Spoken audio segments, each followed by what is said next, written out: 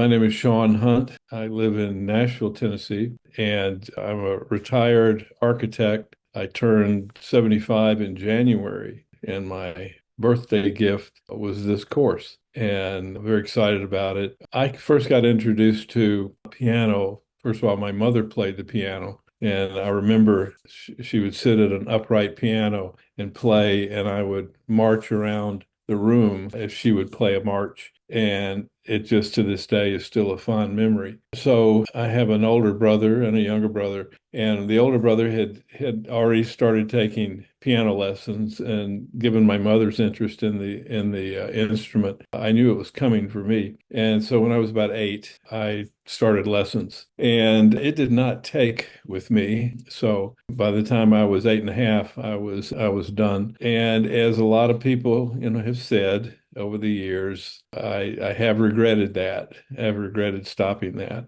and thought about it until recently, and more in a regretful manner. But decided within the last few months that it was time to do something about that because I still had a keen interest in playing the piano. So I looked at different opportunities, teaching formats, and I discovered the Piano Accelerator program, and it's just been terrific. Just terrific. It's a very, very thoughtful program. As I got older and was in the workforce and began expanding my circle of friends and socializing, etc., I would find myself in settings where someone would have a piano in their home. A real good friend of mine, a fellow architect, was a lifelong player of the piano, and I was always very taken by his ability to just sit down and just casually play something. And then moving a little bit further, I started doing some volunteer work for an organization called the Chicago Lighthouse for people who are blind and visually impaired. By this point in time, I was a practicing architect in the city of Chicago. And so I was doing work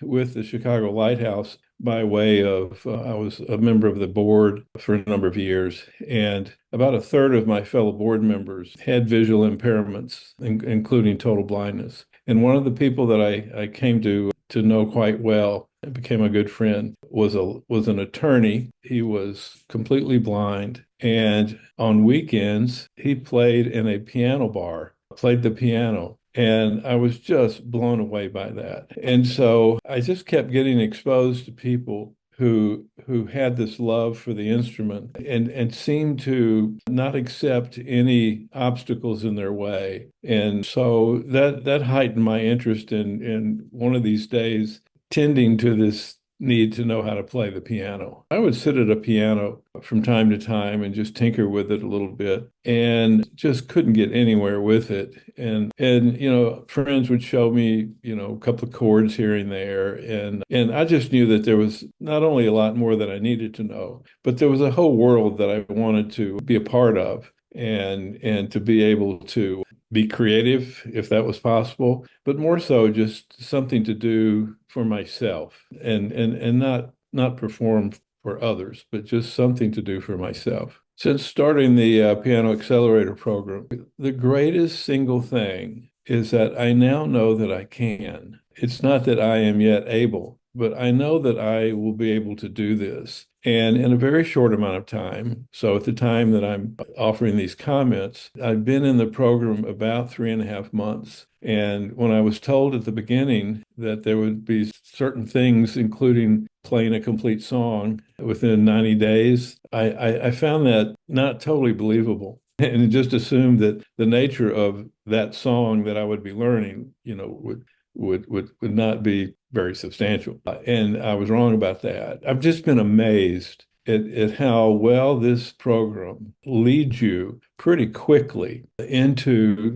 things of substance in music. It's not just rote little steps that you're taking, but you're actually moving in large steps such that within no time I'm able to appreciate that I'm going to be able to do this. And pretty much at every step along the way, I'm going to enjoy doing it. And that's the way it's been so far. So a couple of months ago, it was the first time that I heard reference to a recital in the context with this program. And I understood that there had been a December recital And there would be a spring recital on the first Saturday of May. And I didn't think much of that at first because I thought, well, I certainly won't be a candidate for that, but maybe the one next December. And then the more I was hearing about it and the more I thought about it, I realized that I'm already making progress. And I think I might be able to pull this off. But that sort of dubious or tentative thought about it evolved into I need to set this as a goal for myself. I need to achieve this. I need to, if at the very least, I need to feel that I'm prepared to do it. And then whether I choose to do it or not,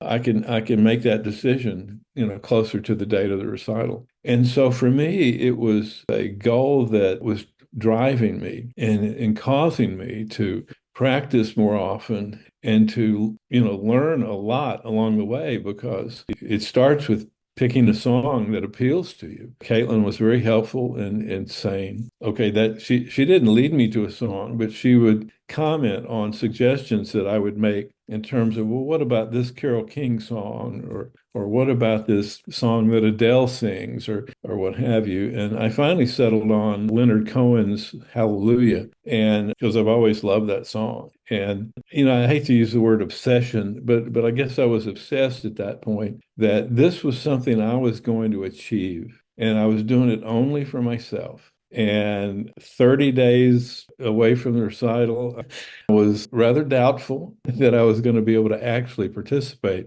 But I was nevertheless going to drive myself to feel that other than nerves or anxiety, drive myself to feel that I was ready to do that. And by golly, I did. The spring recital, there are two ways for one to choose in terms of how to participate. You can either perform live on that Saturday, and I think I'll get this wrong, but I think there were probably about maybe 14 to 16 of us that performed. And so about half that number chose to perform live. And then I chose, as the others did, to instead submit a video. And so once the deadline had arrived for committing to this, a list of the participants was published. And it would seem to alternate pretty much between live performances and the video performances. I knew from the start that I would elect the video option. I just couldn't imagine. I mean, so there were two things. One is, learning how to play the piano and learning how to play the song. And then the other thing is being confident enough to perform live. And I was not at that point. So the preparation was, I just knew I had to put the work in to get there. In the end, I was very pleased. It was not perfect. I think out of the 16 or so that participated, maybe two or three sounded perfect to me. And the rest were of people that were just putting their heart and soul into these performances and doing the best they could and doing very, very well. And so in the end, I knew that I had made a mistake or two, but we were encouraged to keep going, don't stop, don't stop and back up and replay, just keep going. And I was very pleased. And the next go around is going to be even better. I felt really good. And what I thought would happen in terms of setting this as a goal did happen and is happening. And that is, I feel spurred on to keep committing to learning more and more about the piano because I can see that the work pays off and it pays off immediately. So, yeah, I was very nervous, very pleased. I think the thing that I'm most proud of at the moment in terms of my piano journey is that I started and I achieved my first goal. And I'm very proud that even at my age, I'm on the road to bettering myself. And I look forward to that and I'm excited about what that can mean. And again, I've never seen this as, public performances. Though some of the people that I have met in this program are capable of doing that and will be. For me, it's a far more personal thing. But yeah, I'm very proud that I just said I don't want to go another year wishing I knew how to play the piano. And to sort of in that position of doubt, you just have to take the step forward. And so I'm very, very pleased and proud of myself for